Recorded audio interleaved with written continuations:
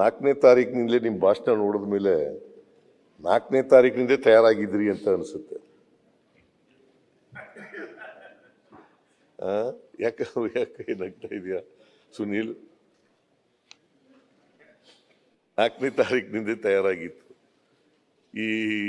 ಆಮೇಲೆ ಸುರೇಶ್ ಕುಮಾರ್ ಅವರು ಮಾತನಾಡಿದ್ರು. ಅವರು ಒಳ್ಳೆ ಮಾತುಗಾರರು, ಅದರ ಬಗ್ಗೆ ಎರಡನೇ ಮಾತಿಲ್ಲ. ಈ ಶೇಕ್ಸ್ಪಿಯರ್ ನಾಟಕ ನೋಡಿದ್ದೀರಾ? ಶೇಕ್ಸ್ಪಿಯರು ಅವ್ರ ನಾಟಕದಲ್ಲಿ ಮಾರ್ಕ್ ಆಂಟೋನಿ ಅಂತ ಬರ್ತಾರೆ.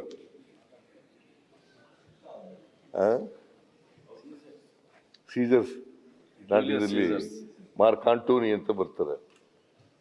ಅವರು ಭಾಷಣದ ಮೂಲಕನೇ